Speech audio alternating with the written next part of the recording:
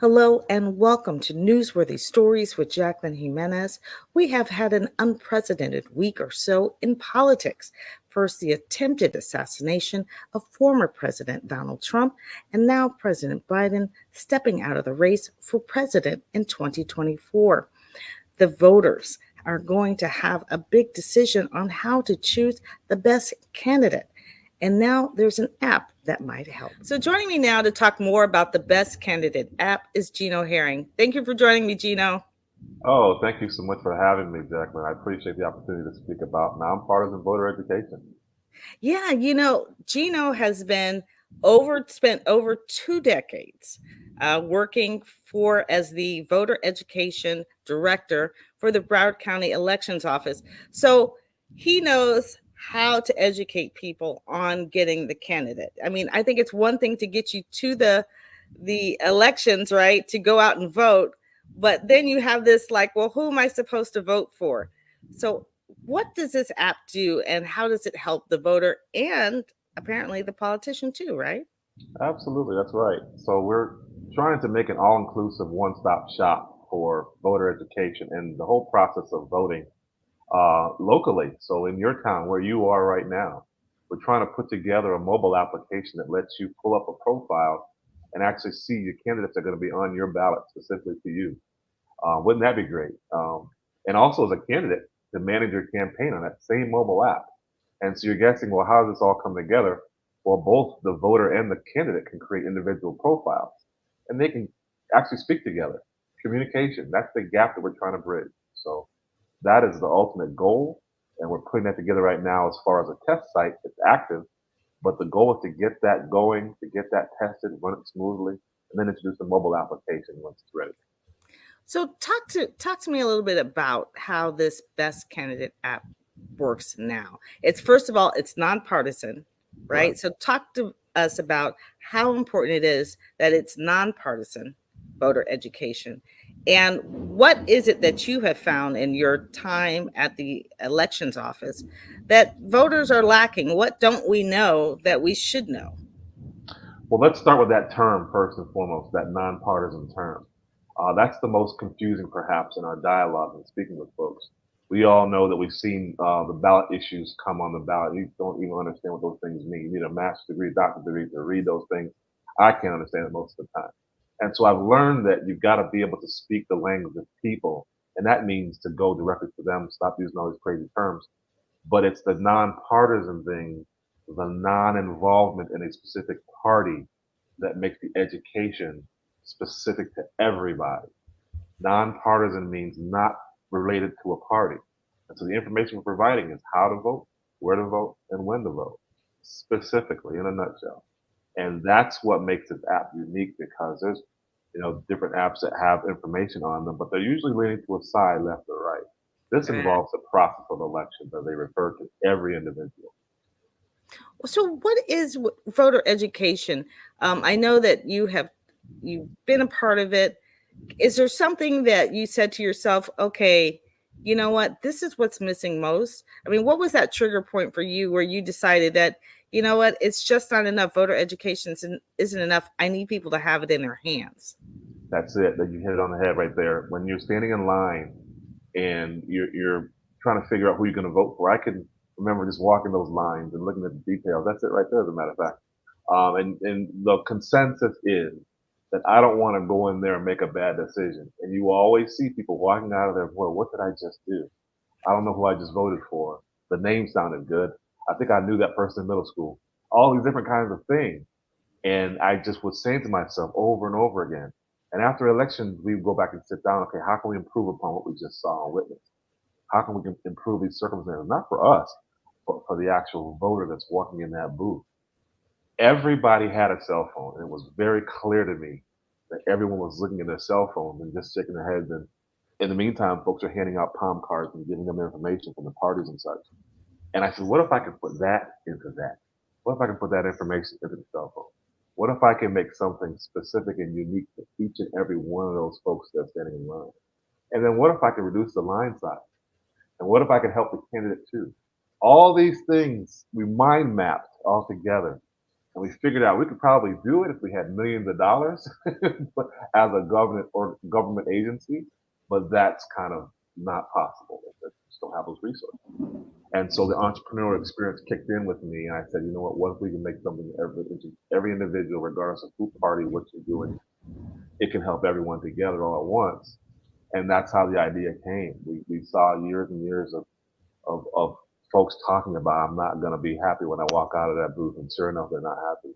How can we fix that? And the cell phone is something that everyone has. I've seen 12-year-olds, 7-year-olds with cell phones. Wouldn't it be great if we could not have them be used as uh, this confusion of information all together thrown at you, but a tool instead? Use this thing that we have as a tool. And so Best Candidate kind of was birthed out of that concept, to have voter education in this so that everyone can benefit. Well, so what kind of information now? So this is the actual test site right now, and people can actually go on this site. What are they going to find? And is it okay? Is what they find today, if they go on this site, what are they going to find? And then how does that benefit you or help you to get to that point where this is, full on? So what they're going to see now, as a test site, as a website, they're going to have an opportunity to look at voter information as it pertains to them in their county. So we're looking at the Tri-County area, which is Miami-Dade, Broward, and Palm Beach counties. And so we have information pertaining to those jurisdictions. And things like your voter status. You want to check and make sure your voter status is up to date. You want to see what your sample ballot looks like. You want to know if this candidate is going to be on my ballot, those kinds of things. Those are questions you can answer by going into our test site right now, because it pulls up information, not that we've created, but the government specifically has created, from the state passed down to the county. And the counties have their own website. That's where we pull the information from. So you're not getting it off of a post on Facebook. You're not getting a post on Twitter. You're not getting opinions from someone that you don't know. You're getting it directly from the source. And that's the link that we're missing. So we're putting it all together. Eventually, the whole state, eventually, hopefully, the whole country, but in one concentrated, location, a one-stop shop, if you will. You'll see voter education right now. You'll see the amendment issues. There's 6 of them on the state ballot right now. 6 of them. We don't know what they are. I know what they are, but we're putting them on your ballot so you can see, but in that app also, so you can access them right now. And then invite others to come and see as well. You can actually take that link and put it on Facebook somewhere and say, see, this is what the real deal is. It's coming from the state website, from the federal website, not because someone, made a real good deciphering of what those words mean, but here's what the real deal is. And that's what people need, the information is accurate. So if they go on this site, what would you say is the first place that they should click on, or one of the most, valuable things, as, we're still kind of early in what happens in the races for president, obviously. But to me, it's really the people who support the president, or your local elections, that really matter. So where should they go to make sure that they are able to vote? Which button would they be clicking on? So the first thing they'll do is create a profile, and that's what makes it unique. So you create your own profile. And then when you do that, you'll be able to see different things like news articles. You'll be able to see things like your voter education toolbox. And when you click on the toolbox, that's what I was talking about. You'll be able to go in and find information about your specific ballot. And at that point, the information that's local to you, right there in your location, your city, your zip code, comes and populates to your profile. Right now, it's just a test site, like we said. But when we get it tailored to the application, the mobile app, when you register to vote for the first time, what you do is you put your actual home address on that application. That's how your voter district is determined, what's going to be on your ballot. You could literally live across the street from somebody else. They'll have a different ballot than you because they might be having a line of jurisdiction drawn right down that road that separates you two. And so we've had questions in the past. Well, that guy lives across the street. I know I saw his ballot. It's different from my ballot. My ballot's different. Well, that's because his jurisdiction line is right there between you all. So everyone has their own ballot. So everyone gets their own different information as well. When you log on, that's what you'll get. Something respectful to your specific voting district. And that's kind of what we want. We don't want lines of communications crossing. We don't want the guy that lives in Deerfield or works in Palm Beach County thinks he can vote in Palm Beach County. You can't. You've got to go back to Deerfield. Things like that is educational that we're missing. There's a void in that. Folks moving from California to Florida for the first time, they've got to re-register in the state of Florida now. Their actual registration in California is no longer valid. They've got to come here and re-register. That's education that's missing. Also, specifically, you said a little earlier, your local elections are perhaps the most important elections because those elections consist of items that are on the ballot or even people are running for office that make laws and affect change right there in your backyard. If 17% of the population is showing up, that means 83% of the people didn't even have a choice in what happens. The potholes still stay there. The lights don't turn on outside anymore. You know, you got storm drainage problems. If you actually showed up and had a choice in decision making, you can be a part of those decisions and make change. But we tend to not hear about those dates. We tend not to not know about them. Now we can actually broadcast those kinds of things that happen all the time locally. You know what, you just brought something to my mind that the one thing I hear, as somebody who is, when I turned 18, don't ask me why, but the first thing I wanted to do was go and register to vote. I just thought that was the coolest thing in the world, right? And my son, he's turning 18 soon. And I was like, oh, you're going to go register to vote, you know? And, that's just something that's ingrained in me. And then I don't even know where it came from. But one of the things that I hear often is my vote doesn't count. Or, the electrical college does all the work. Where does my vote come in? Can you please break that down in any way that, especially on this incredible election we're coming up on? Wow, I can't even, as not only was I a news producer for over 20 years, but I was also the public affairs producer. So I lived politics, back in the day. I would have been like, we all over this, right? Everything that's happening. So if you could break that down, and even then, that part of it, the electoral college, and that was like, what? Yeah, so it's again, it's something that's not discussed. Civics and education, they're almost non-existent at some point. It's not by fault or by way of the teachers or the administration. It's just not a priority. You've got so many different things going on. But if we prioritize this, we put in an application, we'll talk about the electoral college. We'll talk about the glossary terms that we need to know. We'll talk about the fact that in the state of Florida, you can pre-register at 16 years old. And in Broward County, some counties, you'll get a birthday card on your birthday with your voter registration at 18 years old. And so those are the things that we're doing in Broward anyway. I know that. But let's talk about the electoral college versus the total population of voting ballots that are received. They're two different things. Sometimes people think, and they understand that well, if the electoral college is going to actually make the decision for me, why should I even bother to go vote? Well, the overall total population vote does influence the electoral college. However, there are two different bodies. And by that, I mean, you take a total number of votes and you have delegates in each state. So every state has a delegate for a certain population of people.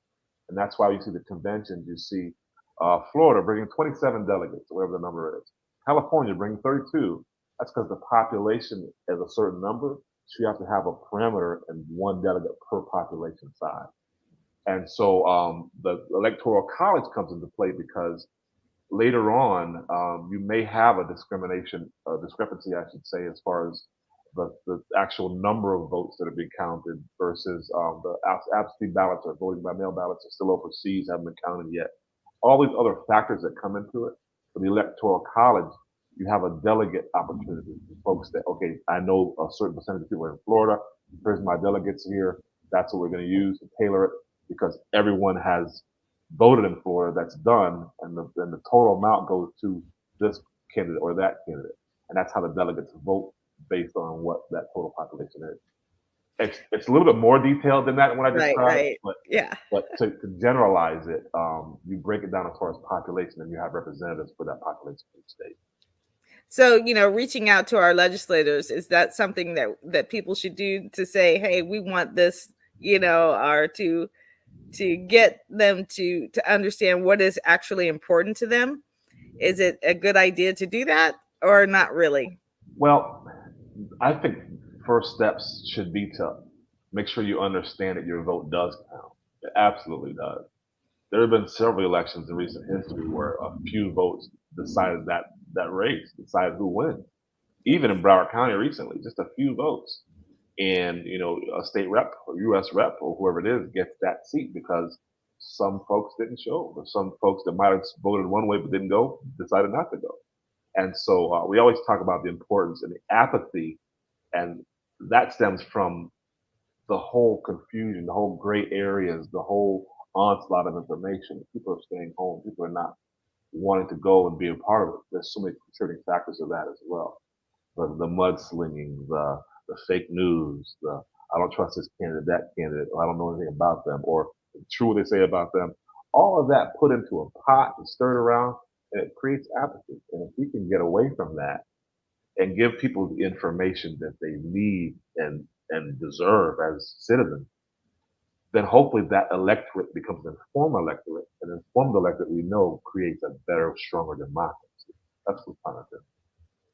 Yeah, I completely agree with you. I however my vote counts, I'm voting. At least you had Okay. a say in it. Yeah, you had a I say had in it. to say, I'm not gonna give up my vote, because someone goes, "Oh, your vote doesn't count."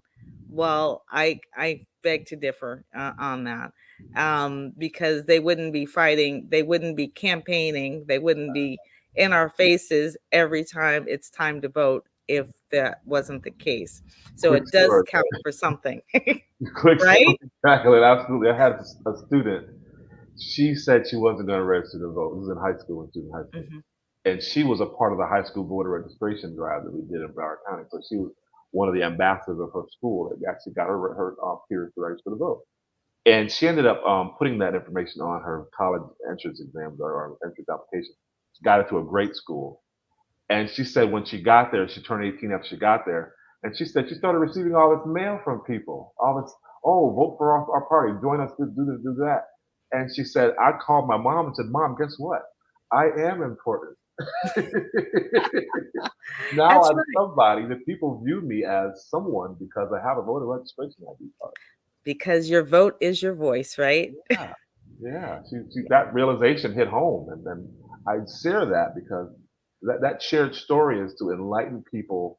Not that you're going to get mail and stuff in the mail, but because you are now a part of the community. You're now interactive. You're now an adult. Really, it's the first step in adulthood. I call it is to actually have a voter registration because now you're going to be involved. Your informed voter is the next step. So now let's get to the information.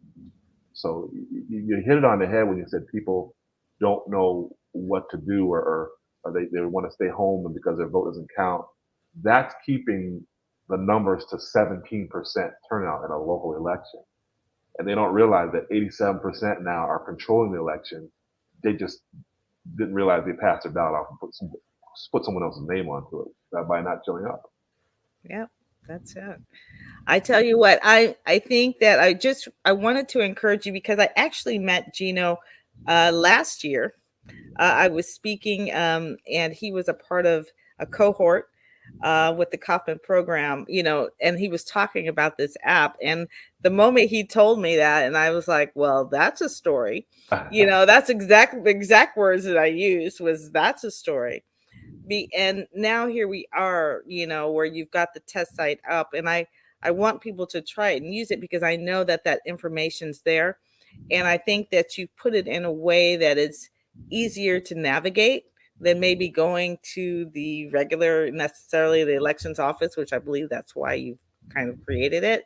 Yeah. But so that people can just go right to the areas that they need. There have been changes in making sure that uh, your voter registration is not expired. I heard about some things earlier this year, and I was like, "Wow!" Yeah, and you might not even realize it. Like, no notification is going to go out to you. You'll find out when you get to the polls that your registration might be expired because you may have moved and didn't say Notify. something about it, right? So all those things are important, and I think that if you have questions, you've got Gino's email running across the There bottom there. you You go. know, you're on blast right now. But go and try the Best Candidate app. And then if there's something there that you don't see, please let him know Please, we're so looking. that, he can incorporate that in the app. But this is going to be such a critical year for information, and knowing how to find the most accurate information, I think, is what's important. I just want to encourage you to research your candidates, find out who's running, find out what they've already done. Don't just believe what someone says, or like Gino said, oh, that name sounds cool, or that sounds like somebody that, or, whatever the reasons why you would pick a candidate. Research them. That is the one thing I have learned to do, uh, is research my candidates, and my judges, and my all of that, Yeah, because they're the ones who are deciding the future of a, a lot of things in our community and a lot of the people. And if you don't at least take a moment and decide what's important to you, or what a candidate should actually have, then don't be surprised when nothing changes. Uh, exactly. Exactly. Hit it on you the head. know, I think uh, one last thing to say about what we're doing in the years of research and data we've been collecting. Two things are remaining or just ringing in our ears. Number one is that for the most part, everyone wants better candidates. Even candidates want to be better. That's why they're running. They want to be the best candidate. And everyone deserves better information. That second part, that deserves part, is because there is plenty of information out there. But that's the problem. It's all coming at you as an avalanche of stuff, and you got to decipher it on your own. You got to figure this out. Because in the state of Florida and every state in the union, there is what's called a rights and responsibilities. And you, as a voter, have both rights and responsibilities. You have the right to a vote. But you also have the responsibility to get your information. And that's where we're falling short. We're falling short in the onslaught of information, whether it be red, blue, purple, right, wrong, fake. It's so much of it. And if we don't have civics as a priority in our education system, education as a whole as a priority, then we're left to our own devices. We're left to our own literal devices, and that's social media, and that's where most of it comes from. So our device is going to be nonpartisan in nature. It's going to be ethical.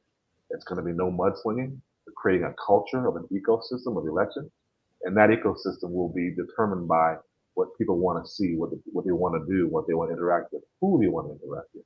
A safe space for people to interact with like-minded folks, and that's hopefully what the culture will be like when we get this off the ground. well, thank you so much for joining me, Gino. And, keep us posted, on what you need, and how it's going, so we can understand and how to use the app and better use it, or what else is available through it. Thank you so much, Jacqueline. I appreciate the opportunity. Always great to meet with you and hear about what you got going on. So you've got doing great things. Thank you. I appreciate your support. Thank you. Thank you.